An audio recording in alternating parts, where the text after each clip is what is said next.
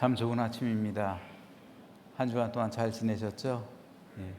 하나님의 위로와 자비와 긍휼하심이 오늘 이 시간 하나님 앞에 나와 예배드리는 모든 성도들 가운데, 그리고 예배드리는 모든 가정 가운데 충만히 임하는 복된 날 되시기를 주님의 이름으로 축복합니다. 다 함께 조용한 기도 드리심으로 9월 두 번째 주일 낮 2부 예배를 하나님께 드리도록 하겠습니다. 다 함께 기도하시겠습니다.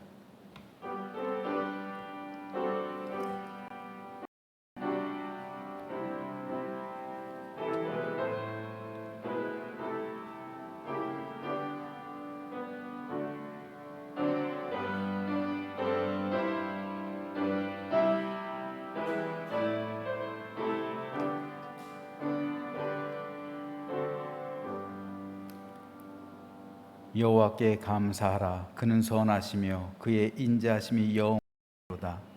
이제 이스라엘은 말하기를 그의 인자하심이 영원하다 할지로다. 이제 아론의 집은 말하기를 그의 인자하심이 영원하다 할지로다. 이제 여호와를 경외하는 자는 말하기를 그의 인자하심이 영원하다 할지로다. 아멘. 다 함께 일어나셔서 찬송 23장으로 우리 하나님을 경배하겠습니다. 찬송 23장입니다.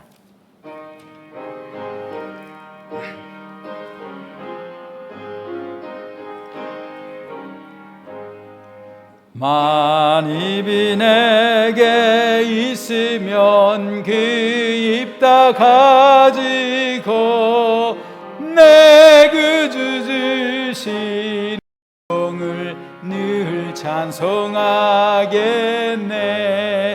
내 은혜로신 하나님 날 도와주시고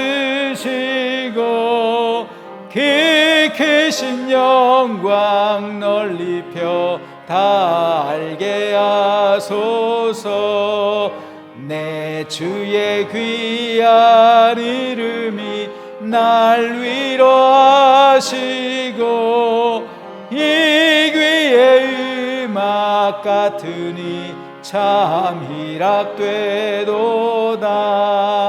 내 죄의 권세 깨뜨려 그 결박 푸시고 이 추한 마음을 비로소 곧정케 하셨네. 아멘. 교동문 2번 시편 2편입니다. 찬송가도에 있는 교동문 2번 시편 2편 말씀을 교독하겠습니다. 어찌하여 이방 나라를 분노하며 민족들이 헛된 일을 꾸미는가? 여호와와 그의 받은 자를 대적하며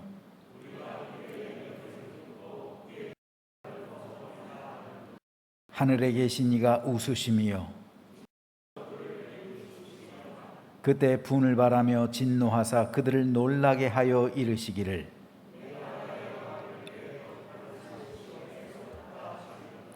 내가 여호와의 명령을 전하노라. 여호와께서 내게 이르시되 내게 구하라. 내가 이방 나라를 네 유업으로 주리니.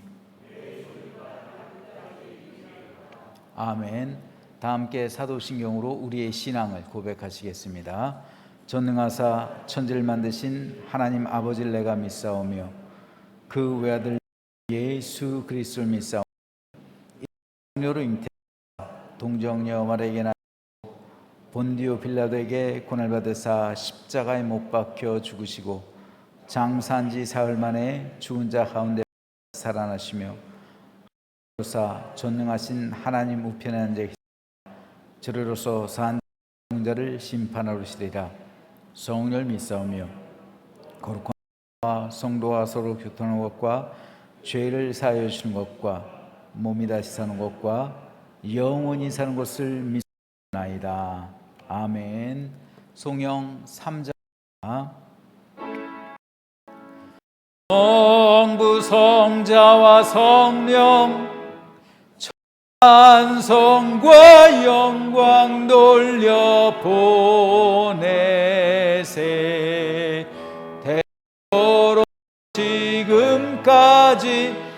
또 영원 무궁토록 성삼위께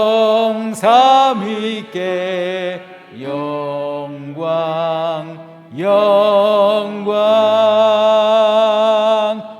아멘.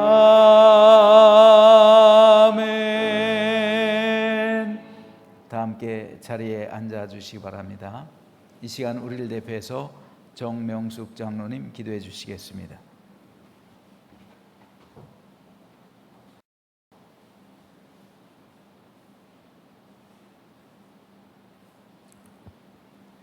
주님의 은혜와 사랑을 드립니다.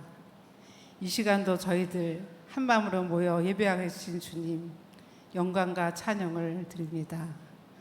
무덥고 힘들었던 여름을 강건하게 지켜주셔서 이제는 가을을 맞이합니다. 중 가장 풍요로운 추석 한가을을 맞이하는 주님, 이 시간 적인 풍요를 기도하는 저희들이 되게 하여 주시옵소서.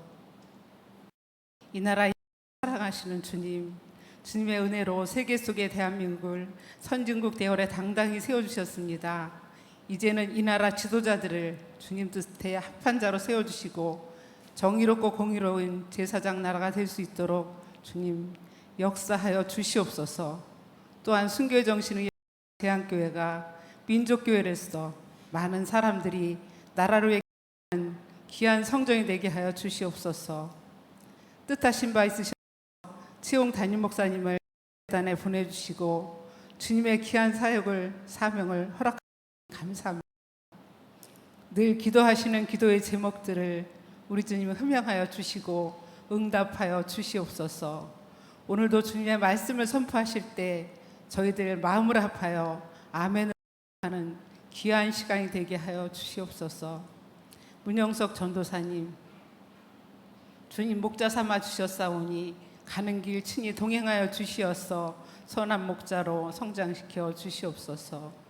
이 시간 제함제도나 속하는 학생들 위해 기도합니다. 수능을 앞두고 있습니다. 또 학교 진학을 앞두고 있습니다. 이제 주님께서 주신 귀한 달란트대로 가장 좋은 길로 우리 주님 인도하여 주시옵소서. 또한 제함제도의 모든 성도들 영육간에 더욱 강건함으로 지켜주시옵기를 원합니다. 열악한 예배 환경 중에도 각자의 위에서 열심히 예배하며 기도하는 주님의 자녀들입니다. 오늘의 믿음이 후손들에게 부끄럽지 아니한 저희들이 될 수 있도록 우리 주님 함께 하심을 믿사오며 거룩하신 예수님의 이름으로 기도드립니다. 아멘.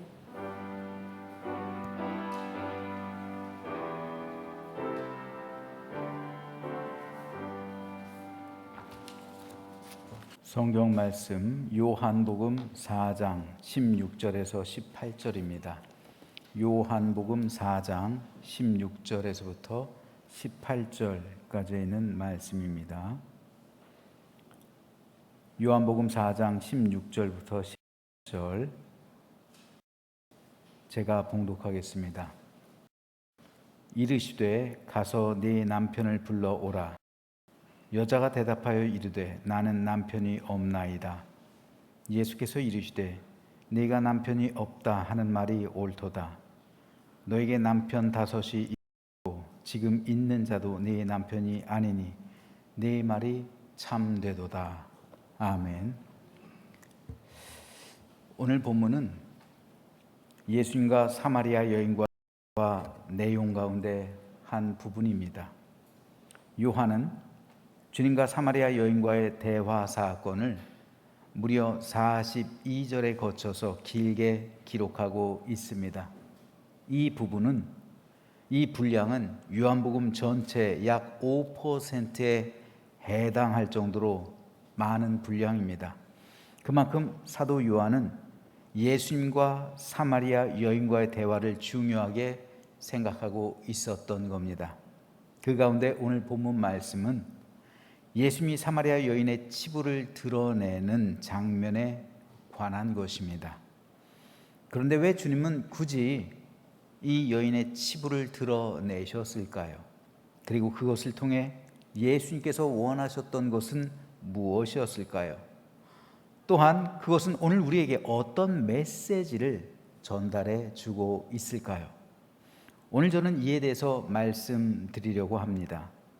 우선 설교를 시작하면서 노래를 한 곡 듣도록 하겠습니다. 조성모 씨가 부른 가시나무란 노래인데 한번 들어보시겠습니다.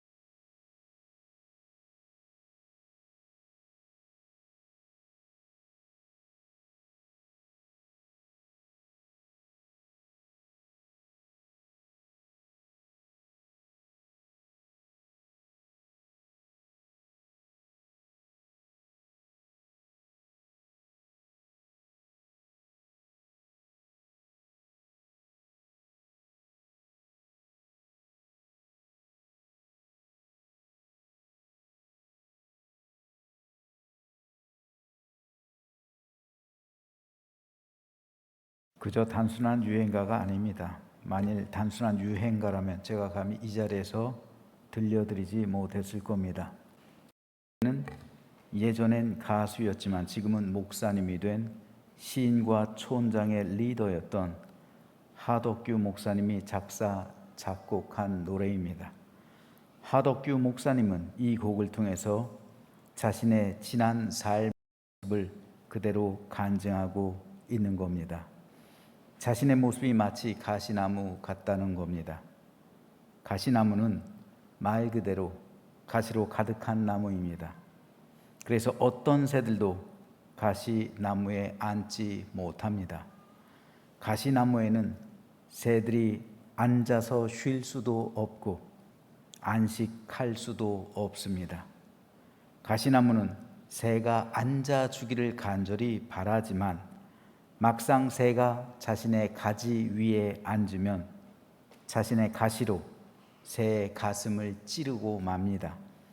그래서 곧 새는 상처받고 떠나고 맙니다. 이렇듯 가시나무와 새 사이에는 평화가 없고 안식이 없습니다. 기쁨이 없고 공존할 수 없어서 서로 불행하게 되고 결국에는 영원히 갈라설 수밖에 없는 슬픈 운명을 가진 존재들로 살아가야 합니다. 이렇듯 가시나무와 새는 화목을 잃어버린 사이, 평강을 잃어버린 사이며 그들은 쉼을 잃어버린 사이고 함께 살아가는 법을 잃어버린 존재들인 것입니다. 하덕규 목사님은 자신이 바로 그 가시나무 같다고 고백하는 겁니다. 바람이 불면 앙상하게 메마른 가지들이 서로 부대끼며 울어대고 남을 향해서 날카로운 가시로 찌르고 상처를 주고 그래서 모든 사람이 떠나가고 결국은 홀로 남겨져서 슬픔과 괴로움 가운데 살아야만 했던 가시나무와 같은 삶이 바로 내 삶이었다고 고백하고 있는 겁니다. 하나님은 사람을 함께 살아가야만 하는 존재로 만드셨습니다. 그러나 이 존재성이 무너지면 그 사람은 곧 가시나무와 같은 심령을 가진 사람으로 변하게 됩니다. 그래서 가시나무처럼 남이 나에게 다가와도 본의 아니게 내 속에 난 가시로 찔러서 사람을 떠나가게 하는 겁니다. 그리고는 또 홀로 남겨진 외로움과 깊은 고독 속에서 괴로움과 절망을 경험하며 사는 삶이 마치 가시나무와 같은 인생을 살아가고 있는 사람들의 삶입니다. 함께 하고 싶지만 함께 할 수 없는 절망감. 나도 내 안에 있는 가시를 잘라버리고 싶고 그 뿌리를 송두리째 뽑아버리고 싶지만 그럴 수 없는 자괴감. 우리는 우리 주변에서 이러한 사람을 어렵지 않게 만날 수 있습니다. 어쩌면 그 사람이 바로 나 자신일 수 있는 겁니다. 저 여러분은 어떻습니까? 많은 사람들이 내게로 와서 내가 내미는 가지에서 쉼을 얻을 수 있습니까? 그들과 나는 과연 평화롭게 공존하며 화목과 안식을 누리고 기쁨과 평강과 화평이 우리 사이에 있습니까? 그래서 함께 있는 것이 즐겁고 너와 내가 하나가 되고 한 곳에 있는 것이 마냥 행복합니까? 만약 저와 여러분 사이, 그리고 여러분과 여러분 사이, 그리고 또 저와 여러분들의 가정, 이 가운데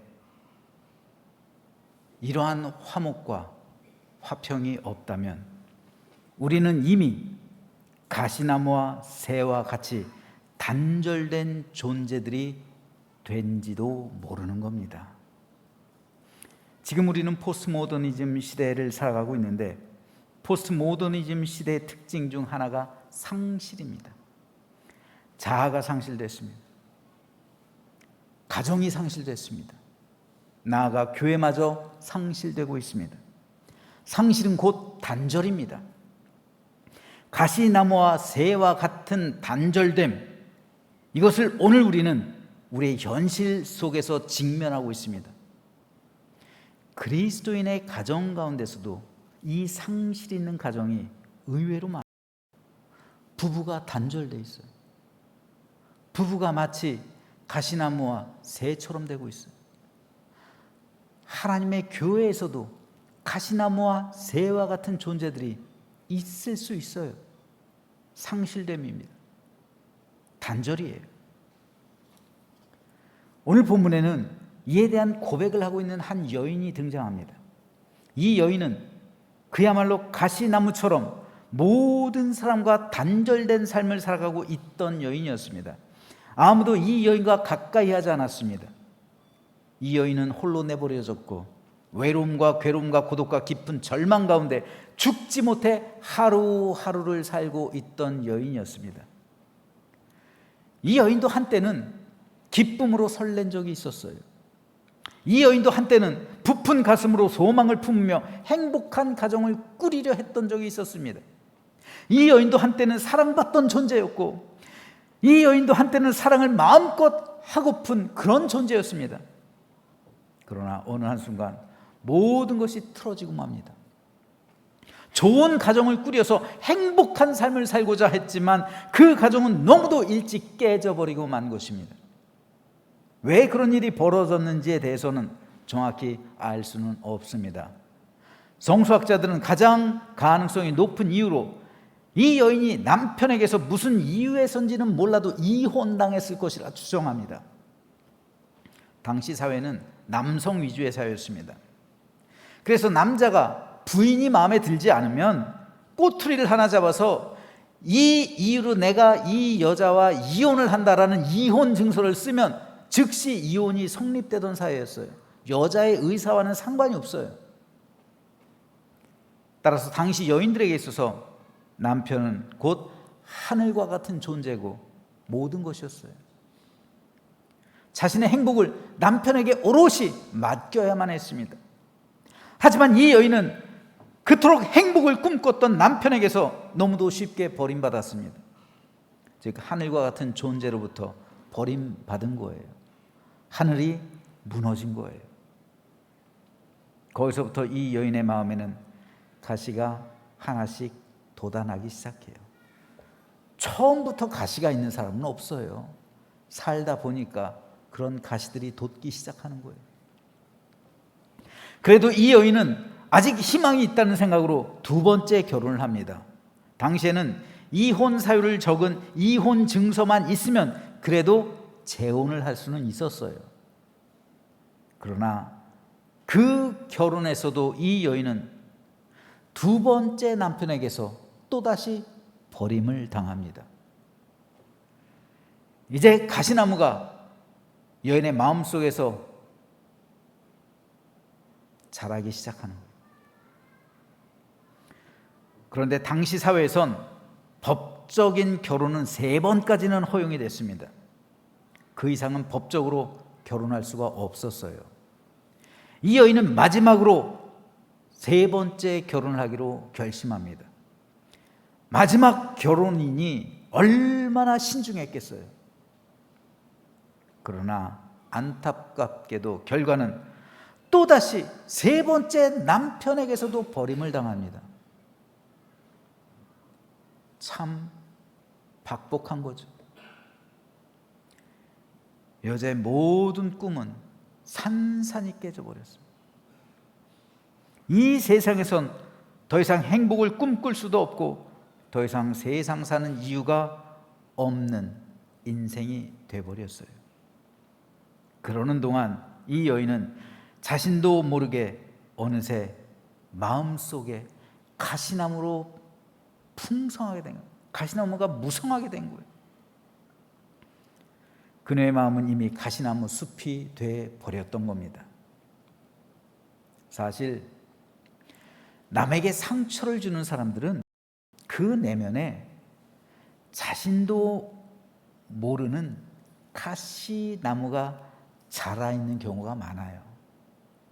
그래서 말 한마디를 해도 찌른 말을 하는 거예요. 왜요?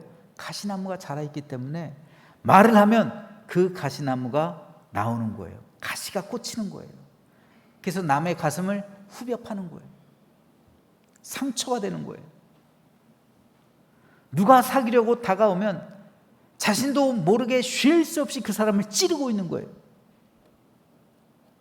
우리 주변에도 말을 하다 보면 가시와 같은 독설이 나오는 사람들이 있어요. 그 사람이 나빠서가 아니에요. 이 여인처럼 세파에 시달리다 보니까 어느새 자기도 모르는 사이에 가시나무가 자라 있는 거예요. 그래서 나도 몰라요. 내가 왜 그런 말을 하는지 몰라요. 근데 입을 열어서 말을 하다 보면 가시가 나와요. 그래서 그 가시로 상대방을 찌르는 거예요. 그러니까 상대방은 그게 싫어서 떠나가는 거예요. 떠나가죠. 그 사람에게선 쉴 수가 없어요. 안식을 얻을 수가 있어요. 그 사람과 함께 어울리기가 부담스러운 거예요. 불편한 거예요. 그 사람과 화목하게 지낼 자신이 없는 거예요. 그러니까 떠나가는 거예요. 그러니까 이 사람은 또 홀로 남겨져요. 그러니까 또 소외감을 경험해요. 또 고독함과 절망 가운데 괴로워하는 거예요. 그런데 오늘 본문에서 주님은 이 여인에게 남편이 5이나 있었다고 말씀합니다. 그러면서 지금 있는 6번째 남편도 사실 네 남편이 아니다 라고 말씀하세요. 이게 도대체 어떤 말일까요? 이것은 여인에게 법적으로 허용된 3번의 결혼 후에 3명의 남자가 더 있다는 것을 의미하는 거예요. 결혼은 3번까지예요. 그 후로는 결혼으로 인정을 하지 않아요. 그럼 이 여인이 뭐예요? 다른 3남자들, 그 남자들에게 첩일까요? 아니에요. 첩도 결혼이에요. 첩 또한 동등한 결혼으로 인정됐기 때문에 첩도 아니에요. 동거일까요? 아니요. 동거는 율법으로 금지된 거예요. 그러니까 동거를 할 수도 없어요. 그렇다면 남은 건 하나예요. 3번째까지는 남편인데 4번째, 5번째, 6번째 남편이라 남자예요. 남자. 즉 4번째, 5번째, 6번째 남자는 결혼을 할 수가 없는 남자이기 때문에 그저 다른 사람들 모르게 만나는 어떤 가정 있는 남자의 내연녀, 즉 정부라는 말이에요.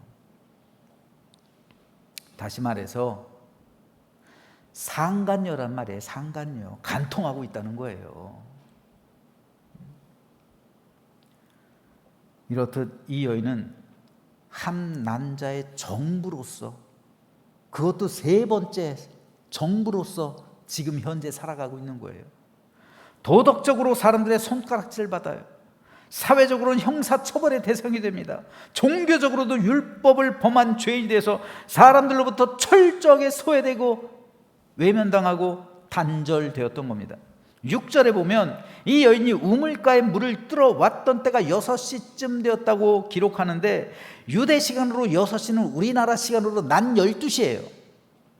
여인들은 대부분 아침 일찍 우물가로 와서 물을 길어 갑니다. 아니면 오후 늦게 물을 기르러 와요. 왜냐면 해를 피하기 위해서요. 우물가가 상당히 멀찍이 떨어진 곳에 공동으로 있었기 때문에 그 해를 피해서, 뜨거운 태양을 피해서 아침 일찍 오거나 오후 늦게 오거나 선선한 때 오는 거예요. 그리고 그 우물가는 여인들의 수다 장소가 되는 거예요. 그곳에서 함께 수다를 떨면서 가정사를 이야기하고 여인들의 친목 장소가 되는 겁니다. 그런데 이 여인은 아무도 없는 대낮 12시에 물을 들어왔다는 거예요. 햇볕이 장렬하고 있는 그 뜨거운 땡볕에 물동이를 들고 왔다는 거예요. 왜요? 사람들의 이목이 두려웠기 때문에, 사람들과 부딪히기가 싫은 거예요.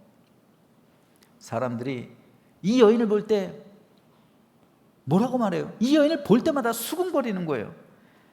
저기 남편 잡아먹는 여편네가 오네. 저기 창녀가 오네. 너도 남편 조심해. 저게 어떻게 꼬리쳐가지고 네 남편 어떻게 할지 몰라. 이런 말들. 이런 말을 들을 때마다 여인은 위축될 수밖에 없는 거죠. 그리고 3남자의 정보였잖아요. 그럼 그 여자들은 가만히 있겠어요? 이 여자 볼 때마다 뜯고 난리를 피우겠죠. 그때 받아야 했던 이 여인의 고통은 클 수밖에 없는 거죠. 물론 이 여인이 잘못한 거죠. 예수님도 이 여인의 죄를 따끔하게 질책하는 거예요. 하지만 이 여인은 그러는 사이 가시나무로 변해갔던 겁니다. 이제 아무도 이 여인에게 다가오는 사람은 없었습니다. 다가오도 그 내면에 난 가시 때문에 찔려서 모두 상처를 받고 떠나갑니다. 이 여인은 홀로 남겨졌고 외로움과 슬픔과 괴로움과 절망 가운데 어느새 자기도 모르는 사이 가시나무로 변해버린 자기를 바라보고 있는 거예요. 바로 그때 예수님께서 이 여인을 찾아가십니다. 이 여인이 예수님을 찾아간 게 아니라요, 예수님이 이 여인을 찾아가신 거예요. 고통과 절망 가운데 있던, 죄의 현장 가운데 있던, 그리고 구원의 소망이 없던, 삶의 기대가 없던, 절망의 구덩이에 있던 이 여인의 삶의 현장 속으로 주님께서는 찾아가신 겁니다. 주님의 이런 행동은 몇 가지 면에서 당시 이스라엘 사람들의 상식을 벗어난 것이었습니다. 먼저 당시 이스라엘 사람들은 사마리아 땅을 통과해서 다니지 않았습니다. 비록 사마리아 땅이 지름길이라 할지라도 당시 이스라엘 사람들은 사마리아 사람들을 부정하게 여기고 가증스럽게 여겨서 그들의 땅을 밟는 것조차 꺼려했어요. 그들의 땅을 통과하는 것은 자신의 몸을 더럽히는 것이라 생각했어요. 그래서 일부러 그 길이 지름길인데 삥 둘러서 가는 거예요. 그 땅을 밟지 않으려고요. 둘째, 당시 이스라엘 사람들은 사마리아 사람들과 전혀 왕래를 하지 않았을 뿐더러 말조차 섞지 않았어요. 이스라엘 사람들은 사마리아 사람들을 증오했죠. 그래서 그들은 사마리아 사람을 마치 벌레 취급했던 것이고 그들과 대화를 하는 것은 있을 수가 없는 일이었어요. 그런데 주님은 그 땅을 들어가서 사마리아 사람과 대화를 하는 거예요. 셋째, 당시 이스라엘 사람들은 절대로 처음 보는 여인과 대화하지 않았습니다. 이것은 사회법으로, 윤리적으로 어긋나는 것이었어요. 낯선 남자와 여자가 함부로 대화하는 것은 도덕적으로 지탄받을 수 있는 일이었습니다. 그런데 주님은 더군다나 사마리아 여인에게 먼저 가셔서 말을 거는 거예요. 마지막 넷째로, 당시 이스라엘 사람들은 물전정 절대로 사마리아 사람에게 도움을 구하지 않았습니다. 그것은 민족적인 자존심이 허락되지 않는 일이에요. 그렇기 때문에 예수님께서 비유로 말씀하신 선한 사마리아인의 비유는 당시 이 비유를 듣고 있었던 이스라엘 사람들에게는 엄청난 충격을 주는 말씀이었어요. 사마리아 사람이 이스라엘 사람을 구원해내잖아요.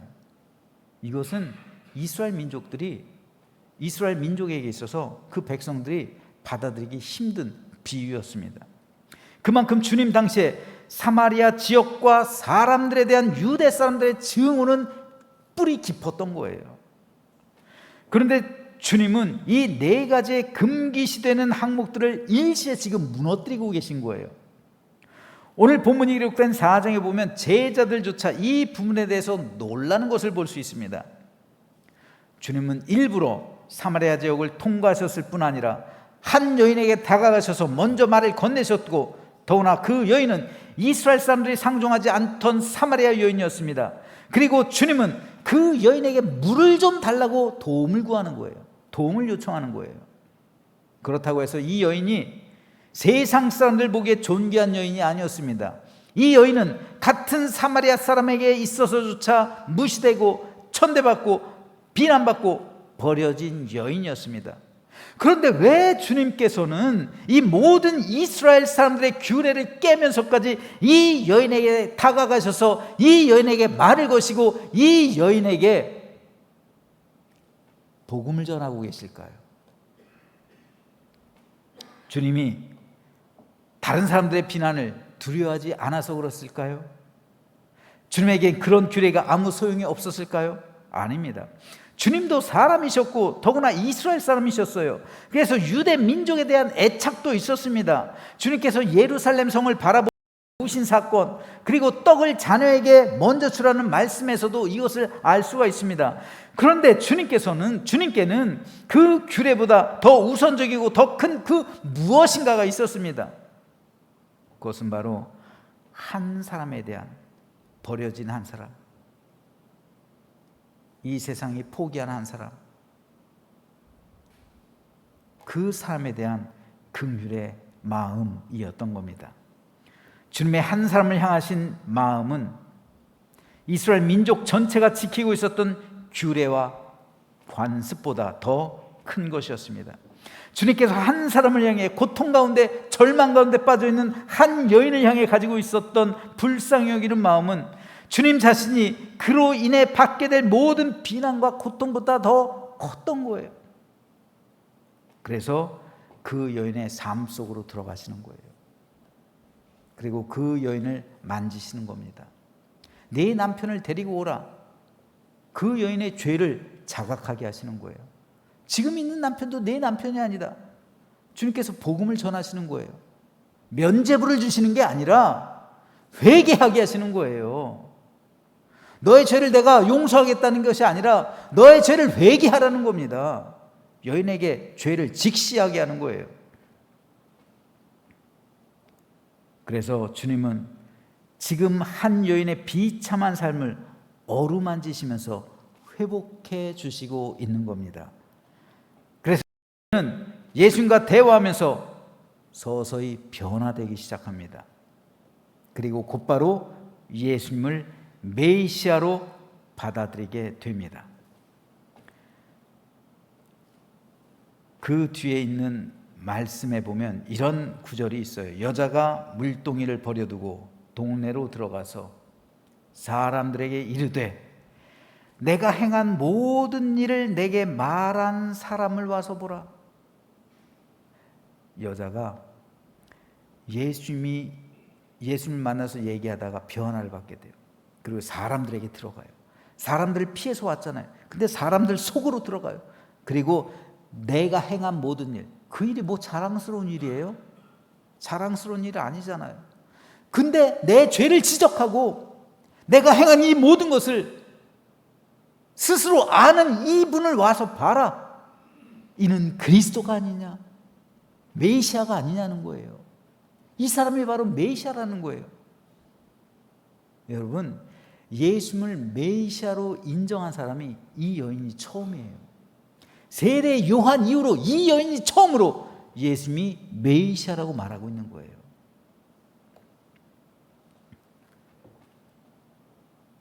이전엔 이 여인이 사람들을 피해 다녔습니다.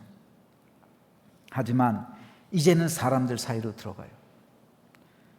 그들 사이에 들어가서 용기 있게 예수님에 대해서 증언하고 있는 겁니다. 이것이 바로 복음의 능력입니다. 하나님의 복음이 임한 곳엔 오늘도 이런 역사가 일어나는 거예요. 이 여인은 예수님으로부터 치유함을 받은 겁니다. 위로를 받은 거예요. 그리고 회복된 거예요. 회개함으로 용서를 받았고 또 치유함 받음으로 모든 삶이 회복된 겁니다. 복음은 회복되는 겁니다. 복음의 본질은 회복이에요. 하늘나라가 회복된 것, 구원이잖아요. 우리가 구원받았다는 게 뭐예요? 하늘이 열렸다는 거잖아요. 하늘이 회복되었다는 거잖아요. 내가 하나님의 자녀로 회복됐다는 거죠. 에덴 동산이 회복됐다는 거예요. 그래서 우리가 열린 문을 통해 에덴 동산으로 들어갈 수 있게 된 겁니다. 천국을 유업으로 받게 된 것, 이것이 회복이에요. 이게 구원이잖아요. 그렇다면 내가 구원받았다면 내 삶은 어떨까요? 이 세상에서 삶은요, 천국만 회복되고 이 세상에서의 삶은 회복되지 않을까요? 아니요. 우리가 구원받는 순간 내 삶 역시 회복이 되는 거예요. 이전에 잘못 살아왔던 삶이 회복되는 거예요. 이 여인처럼 잘못 살아왔던 그 삶이 회복되는 거예요. 이게 복음입니다. 이게 구원이에요. 내 삶이 회복되면 우리 가정도 회복되는 거예요. 내 삶이 회복되니까 교회도 회복이 되는 거예요. 내 삶이 회복되면 내가 살아가고 있는 삶의 현장 역시 회복을 경험하게 되는 거예요. 이것이 그렇기 때문에 복음의 능력이 되는 겁니다. 복음이 임하면, 은혜가 임하면 주님께서 나를 찾아오시고 성령께서 내 안에 임하시면 내 안에 있는 모든 가시나무가 일시에 제거가 되고 회복되어서 옥토밭이 되는 거예요. 예수님의 비유 가운데 네 가지 마음밭의 비유가 나오죠. 그 비유 가운데, 그 네 가지 마음 가운데 가시떨기의 마음이 나오잖아요. 근데 그 가시떨기가 다 제거가 돼서 옥토밭이 되는 거예요. 이게 회복입니다. 이것이 참된 구원입니다. 그때 비로소 우리는 좋은 열매를 맺게 되는 거예요. 30배, 60배, 100배의 결실은 옥토밭이 된 마음밭에서만 맺어지게 됩니다. 그렇기 때문에 히브리서 기자는 이렇게 말하는 거예요. 너희는 하나님의 은혜에 이르지 못하는 자가 없도록 하고 또 쓴 뿌리가 나서 괴롭게 하여 많은 사람이 이로 말미암아 더럽게 되지 않게 하며. 놀랍게도 인류 역사상 가장 완전했던 교회였다고 칭송받는 초대 교회에서도 쓴 뿌리가 있었어요. 그래서 교인들 간에서도 서로 불평하고 가시로 찌르는 사람들이 있었다는 말이에요. 쓴뿌리가 있었다는 거예요. 성도들의 심령 가운데. 그 쓴뿌리가 나서 교회 가운데 분쟁을 일으키고 많은 형제 자매를 괴롭게 하고 나아가 가정과 교회 공동체 신앙을 오염시킨 사건이 있었다는 거예요. 쓴뿌리가 그 마음에 있다고 해서 구원받지 못한 게 아니에요. 구원에 이른 사람이라 할지라도 그 마음에 여전히 가시나무를 품고 살아갈 수 있는 겁니다. 그래서 그 가시로 남을 찔러댈 수 있는 거예요. 왜 행복해야 할 가정, 위로 받아야 할 교회에서 서로 상처를 주고받으며 고통을 주고 바람만 불면 서로 부대끼고 울어댑니까? 그 심령에 쓴뿌리가 아직 남아있기 때문에 그래요. 가시나무가 남아있다는 말이에요. 그래서 그 가시로 서로를 찌르는 거예요. 그러나 진정으로 하나님의 은혜가 임하면, 예수 그리스도의 피로 씻김 받으면, 성령의 불로 태움 받으면 내 안에 아무리 많은 가시가 있고 설사 숲을 이루었다 할지라도 모든 쓴뿌리와 가시나무가 일시에 죽게 될 줄로 믿으시기 바랍니다.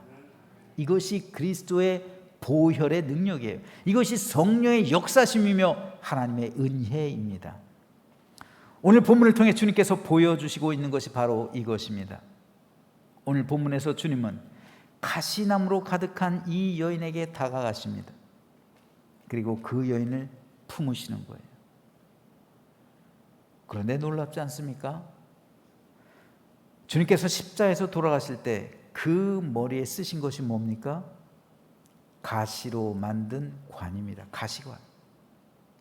그 가시나무가 주님의 머리를 찌르죠. 그리고 그 머리에서 피가 흘러 얼굴에 흐르고 어깨에 흐르고 온몸을 적시는 거예요.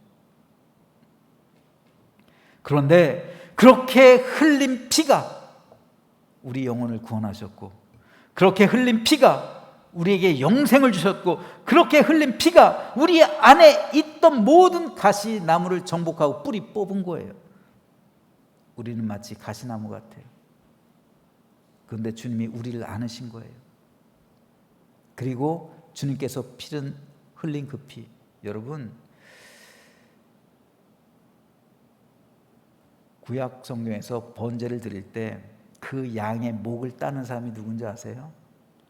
제사장이 따는 게 아니에요. 양의 주인이 따는 거예요. 내가 그 양을 죽이는 거예요. 이게 죄의 전가예요. 예수님을 죽인 사람이 누구라고요? 로마의 군인들이요? 아니요. 내가 죽인 거예요. 내가. 예수님이 유월절 어린 양이라면 그 유월절 어린 양을 잡은 사람이 누구예요? 나란 말이에요. 나. 내가 주님을 죽인 장본인이에요. 내가 가시나무라고요. 주님이 나에 의해서 피가 흘렀다고요. 그런데 놀랍게도 그렇게 흘린 피가 나를 구원하시는 거예요. 피가 나의 모든 죄를 대속하시는 거예요. 그 피가 내 안에 있던 모든 상처, 모든 가시나무를 뿌리 뽑아버리는 거예요. 그래서 이것이 은혜인 거예요. 그렇기 때문에 이것이 기독교 복음의 핵심이요 진수가 되는 겁니다. 오늘 본문에서의 여인은 예수님을 통해 이런 회복을 경험했습니다. 저는 이 여인이 경험한 것과 같은 회복이 저와 여러분의 삶 가운데, 그리고 우리의 가정과 교회 가운데 충만히 임하게 되기를 주님의 이름으로 축복합니다. 그래서 이제부터 서로를 향해서 부대끼며 상처를 줬던 삶이 이제는 변해서 내 마음이 옥토밭이 됐잖아요. 그렇다면 사랑의 열매, 평화의 열매, 기쁨과 화목의 열매를 우리 서로 맺어가서 행복한 가정과 교회가 되기를 소망합니다. 그래서 우리 가운데 서로를 진정으로 사랑하고 축복하며 서로를 감싸주고 안아주며 서로와 기쁨과 은혜를 나누는 천국 공동체가 되는 우리 가정과 우리 모든 교회와 우리 모든 성도들 되시기를 주님의 이름으로 간절히 축원합니다. 기도하겠습니다. 사랑의 하나님, 은혜를 감사드립니다.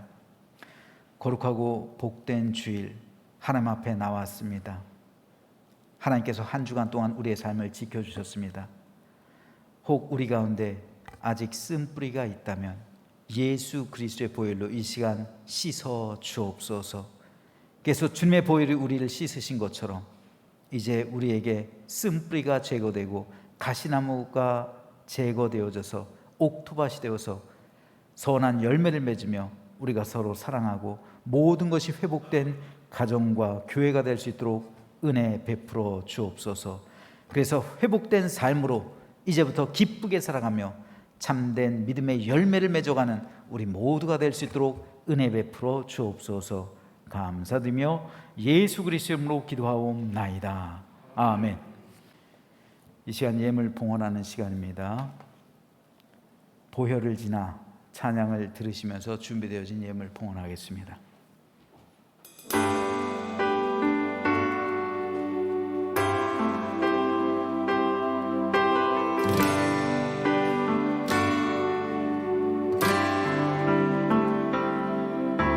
보혈을 지나 하나님 품으로 보혈을 지나 아버지 품으로 보혈을 지나 하나님 품으로 한 걸음씩 나가네.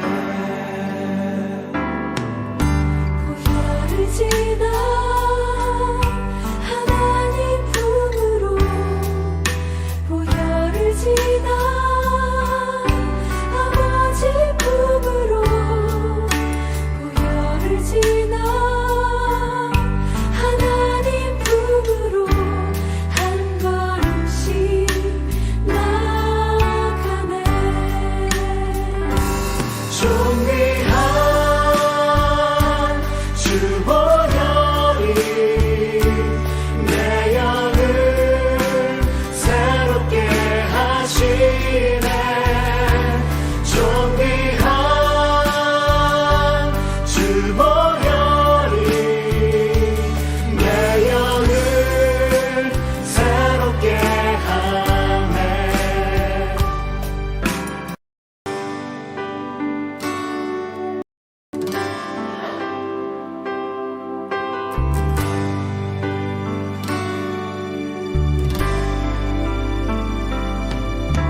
보혈을 지나 하나님 품으로 보혈을 지나 아버지 품으로 보혈을 지나 하나님 품으로 한 걸음씩 나가네.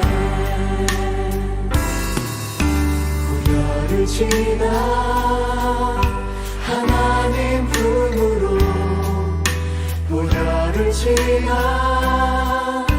아버지 품으로 보혈을 지나 하나님 품으로 한 걸음씩 나가네. 존귀한 주 보혈이 내 영을 새롭게 하시네. 존귀한 주 보혈이 내 영을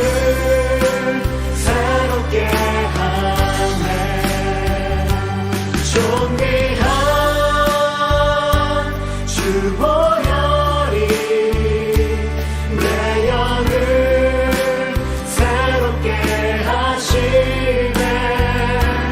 존귀한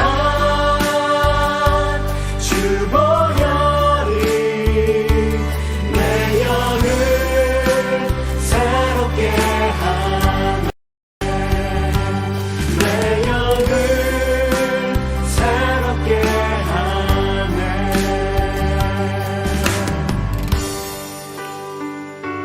드려진 예물 위해 기도하겠습니다. 사랑의 하나님, 감사합니다. 지난 한 주간 동안의 삶도 지켜주시고 어려운 현실 속에서 우리의 건강을 지켜주시고 돌보시며 우리의 모든 삶과 가정과 사업과 일터 가운데 은혜를 베푸시니 감사합니다. 이제 우리 믿음의 성도들 하나님 앞에 나와 우리의 마음과 우리의 사랑을 하나님께 올려드립니다. 우리의 하나님을 향한 사랑과 마음이 깨끗하게 하시고 참되게 하시고 청결하게 하시며 정직한 심령 되어줘서 하나님께서 흠양할 수 있는 아름답고 복된 산 제물로서 나를 오늘 예배 가운데 드리게 하여 주옵소서. 또한 귀한 예물을 아버지 우리와 함께 드리오니 모든 11조 예물, 감사예물, 주일 예물 드리는 모든 손길마다 축복하오니 하나님의 은혜와 사랑과 기쁨과 행복이 모든 삶의 여정 가운데 가득하게 하여 주옵소서. 모든 사업과 일터 지켜주시고 모든 살아가는 삶의 현장 가운데 만나를 내려주시며 모든 가정과 모든 건강과 삶 가운데 하나님의 크신 은총과 위로를 경험하게 하시며 하나님께서 우리에게 주시는 최선을 우리가 모두 누리는 복된 삶이 될 수 있도록 은혜 베풀어 주옵소서. 또한 이 예물 사용되는 곳 천국 복음 전해지게 하시고 그곳에서 30배, 60배, 100배의 결실을 맺을 수 있는 아름답고 복된 예물 되게 하여 주옵소서. 감사드리며 예수 그리스도의 이름으로 축복하며 기도하옵나이다. 아멘.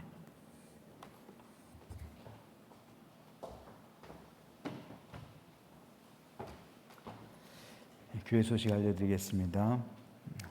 문형석 전사님이 내일부터 이번 주 토요일까지 휴가입니다. 그리고 이번 주 수요일 예배는 영상 설교를 듣겠습니다. 뉴질랜드 왕가라에 있는 새생명교회를 담임하시는 홍동근 목사님 오셨어야 되는데 코로나로 인해서 올 수가 없는 상황이죠. 그래서 제가 설교를 얼굴 보고 싶어 하는 성도들이 많이 있으니까 영상 설교를 좀 보내달라고 했습니다. 그래서 이번 주 수요일에 홍동훈 목사님의 영상 설교를 듣도록 하겠습니다. 그리고 담임 목사 추천 도서가요, 기독교 그 위험한 사상의 역사입니다. 제가 부목사 시절이었던 2011년도 5월에 이 책을 읽었습니다. 지금부터 한 10년 전에 읽었는데 이 책이 참 좋은 책이에요. 그래서 이 책의 영향을 지금까지도 제가 받고 있고요. 이 책으로 인해서 많은 건전하고 올바른 신학과 신앙이 수립되었습니다. 여러분에게도 아주 좋은 책이 될 겁니다. 물론 책의 두께가 상당히 두꺼워요. 한 800페이지 가까이 돼요. 그렇기 때문에 이 책을 하나 소장하고 계시면서 시간이 될 때마다 조금씩 읽어 나가시면 여러분의 신앙에 큰 유익이 되리라 생각돼서 추천하게 되었습니다. 원하시는 분은 공동 구매를 진행할 예정입니다. 뒤에 있는 로비에 있는 곳에 적어주시면 고맙겠습니다. 그리고 박용창 권사님이 스카프를 준비해 오셨어요. 어느 회사가 안타깝게도 부도가 났대요. 그래서 공장에 창고에 산더미 같이 쌓여 있는 그 스카프들이 있는데 백화점에도 뭐 납품하고 그런다고 그래요. 그것을 일부 가져오셨습니다. 그래서 원하시는 분은 저희 친교실에 있거든요. 친교실에서 하나씩 가져가시기 바랍니다. 다른 소식은 없으시죠? 예. 이제 가을입니다. 날씨가 참 화창합니다. 이 화창함과 같은 하나님의 은혜와 평강이 이번 한 주간 동안도 모든 성도의 삶과 건강을 지켜주시고 하나님께서 함께 하심으로 승리하시는 복된 주간 되시기를 다시 한번 주님의 이름으로 축복합니다. 다 함께 일어나셔서 찬송 268장 부르시겠습니다. 268장입니다.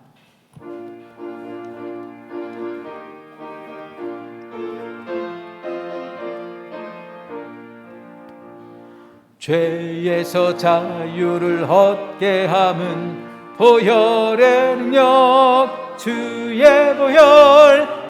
위험을 이기 승리하니 참 놀라운 능력이로다. 주의 보혈 능력이 또다. 주의 피 믿으오. 주의 보혈 그 어린 양의 매우 귀중한 피로다.